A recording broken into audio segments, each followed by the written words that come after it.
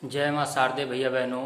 आज हम unit number 10 की वीडियो नंबर 12 में पढ़ेंगे हेलो एरीन्स या एरिल हैलाइड की रासायनिक अभिक्रियाएं।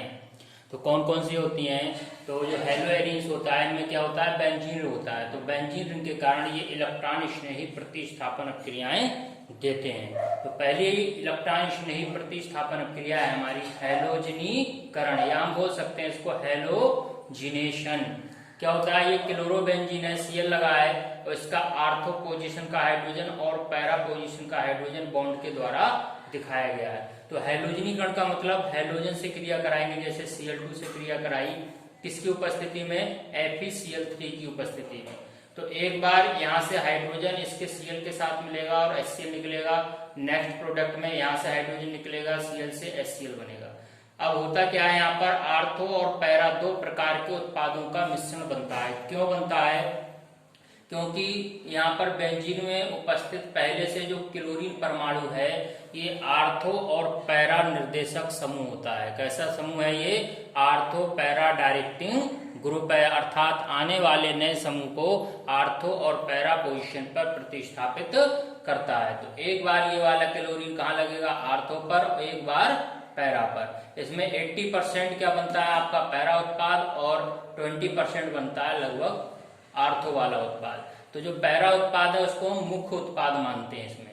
तो इन सभी अभिक्रियाओं में दो प्रकार के उत्पादों का मिश्रण बनेगा, आर्थो और पैरा, जिनमें से पैरा प्रोडक्ट हमारा क्या होगा, मेन प्रोडक्ट होता है। ऐसी दूसरी रिएक्शन है यहाँ पर सल्फोनीकरण या सल्फोनेशन। तो सल्फोनीकरण में किससे कराते हैं, सांद्र सल्फ्यूरिक अम्ल के साथ क्रिया होती है। तो यहाँ पे कंसंट्रेट H2SO4 के साथ भी, अब H2SO4 को लिखा है HOSO3 के रूप में। तो H2SO4 में ये सल्फोनिक ग्रुप पाया जाता है। रिएक्शन कैसे होगी, इस क्लोरोबेंजीन का आर्थो पोजीशन का एक बार हाइड्रोजन OH से मिलेगा, वाटर बनेगा, और नेक्स्ट में पैरा पोजीशन से एक हाइड्रोजन आएगा और OH से मिलेगा, वाटर निकल जाएगा। और बचा आपका आप सल्फोनिक ग्रुप SO3H, एक बार आर्थो पर और एक बार पैरा पोजीशन पर प्रतिस्थापित हो जाएगा आपके क्लोरोबेंजीन में, और नाम हो जाएगा ortho chlorobenzene sulphonic acid, para chlorobenzene sulphonic acid. और जो पैरा वाला उत्पाद होगा ये हमारा कैसा है, मुख्य उत्पाद। ऐसे ही देखेंगे नेक्स्ट अभिक्रिया होती है नाइट्रीकरण अर्थात नाइट्रेशन। क्या होती है, जब क्लोरोबेंजीन की अभिक्रिया सांद्र H2SO4 की उपस्थिति में सांद्र नाइट्रिक अम्ल के साथ कराई जाती है, तो क्या होता है, नाइट्रिक अम्ल का OH इसके आर्थो और पैरा के H से मिलेगा और वाटर बनेगा। तो एक बार ये नाइट्रो समूह कहाँ लग जाएगा, क्लोरोबेंजीन के आर्थो पोजीशन पर, और एक बार पैरा पोजीशन पर। तो हो जाएगा आर्थो क्लोरो नाइट्रोबेंजीन और पैरा क्लोरो नाइट्रोबेंजीन, इनमें से पैरा उत्पाद हमारा मुख्य उत्पाद होगा। ऐसे नेक्स्ट अभिक्रिया इंपॉर्टेंट रिएक्शन है फ्रीडल क्राफ्ट एल्किलीकरण। फ्रीडल क्राफ्ट एल्किलीकरण या फ्रीडल क्राफ्ट एल्काइलेशन क्या होती है, जब क्लोरोबेंजीन की अभिक्रिया निर्जल AlCl3 की उपस्थिति में मिथाइल क्लोराइड से कराते हैं तो आर्थो क्लोरोटॉल्यूइन और पैरा क्लोरोटॉल्यूइन का निर्माण होता है। इस अभिक्रिया को फ्रीडल क्राफ्ट एल्किलीकरण या एल्काइलेशन कहते हैं। कैसे हुई, क्लोरोबेंजीन का एक आर्थो पोजीशन का हाइड्रोजन और पैरा पोजीशन का इसके Cl से मिलेगा और HCl अलग हो जाएगा। तो बचा क्या, CH3 ग्रुप। तो एक बार आर्थो पोजीशन पर और एक बार पैरा पोजीशन पर प्रतिस्थापित होगा। आर्थो क्लोरोटॉल्यूइन और पैरा क्लोरोटॉल्यूइन मुख्य उत्पाद होगा। नेक्स्ट फ्रीडल क्राफ्ट एसाइलीकरण, फ्रीडल क्राफ्ट एसाइलेशन।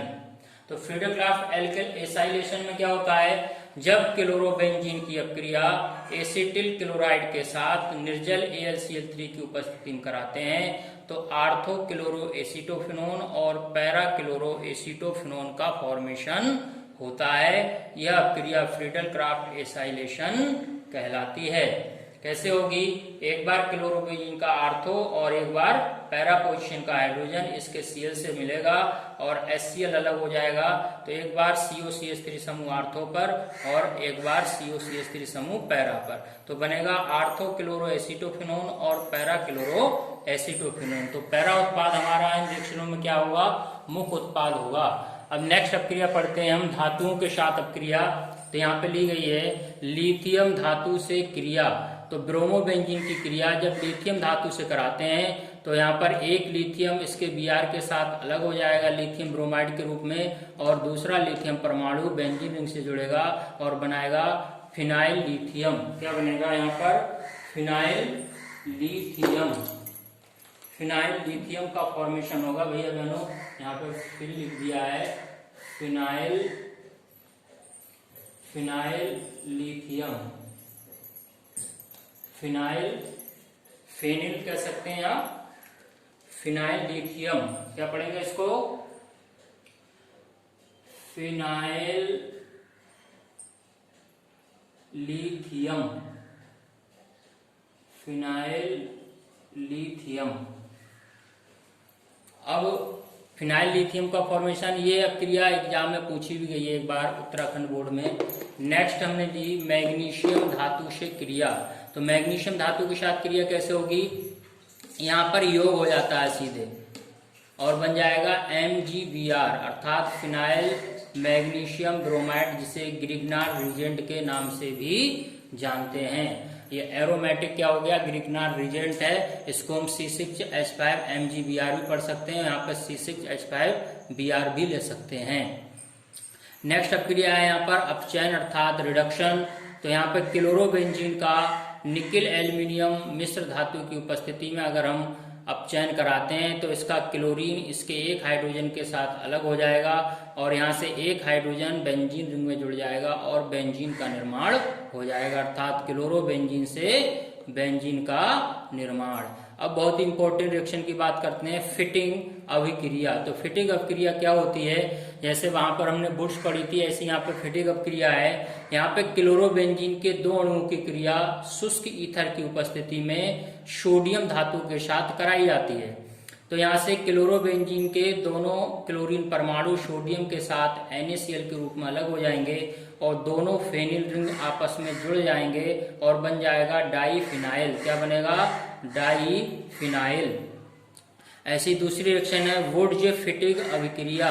वुड्ज फिटिंग अभिक्रिया, तो पहले हेलो एल्केन पढ़ी थी वुड्ज अभिक्रिया और यहाँ पे पढ़ी फिटिंग अभिक्रिया। दोनों अभिक्रियाओं को मिलाएंगे तो बनेगा वुड्ज फिटिंग अभिक्रिया। तो एक अणु लेंगे यहाँ पर क्लोरोबेंजीन का और एक हेलो एल्केन का लेंगे मिथाइल क्लोराइड। तो मिथाइल क्लोराइड का क्लोरीन परमाणु और क्लोरोबेंजीन का क्लोरीन परमाणु क्या होंगे? सोडियम के साथ 2NaCl के रूप में अलग हो जाएंगे और बचेगा आपका क्या? ये CH3 ग्रुप, वो बेंजीन रिंग में जुड़ेगा और निर्माण हो जाएगा टॉलुइन का।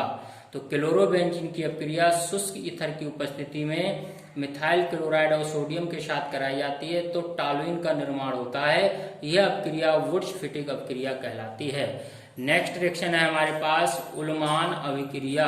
तो उल्मान अभिक्रिया क्या होती है? यहाँ पे क्लोरोबेंजीन के दो अणुओं की अभिक्रिया बंद नली में कॉपर के साथ जब गर्म करते हैं तो इसके दोनों क्लोरीन परमाणु कॉपर के साथ CuCl के रूप में अलग हो जाते हैं और दोनों फिनाइल रिंग आपस में जुड़कर डाईफिनाइल का फॉर्मेशन करते हैं। तो ये अभिक्रिया कहलाती है उल्मान अभिक्रिया।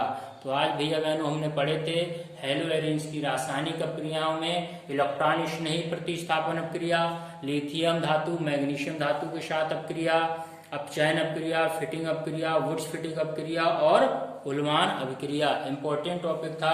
आशा करता हूँ कि सभी भैया बहनों के समझ में आया होगा और अपने अच्छे से नोट्स तैयार करेंगे।